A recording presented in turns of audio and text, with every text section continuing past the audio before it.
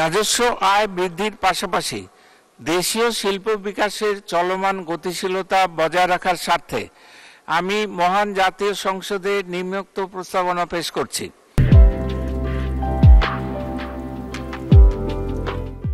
Air conditioner উৎপাদনের ক্ষেত্রে স্থানীয় উৎপাদন পর্যায়ে বিদ্যমান 0% পরিবর্তে 7.5%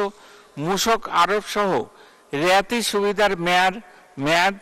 1 বছর বর্ধিতকরণের প্রস্তাব করছি এবং খ রেফ্রিজারেটর ও ফ্রিজার উৎপাদনের ক্ষেত্রে স্থানীয় উৎপাদন পর্যায়ে বিদ্যমান 5% পরিবর্তে 7.5% মূসক আরোপ সহ রেয়াতি সুবিধার মেয়াদ 1 বছর বর্ধিতকরণের প্রস্তাব করছি।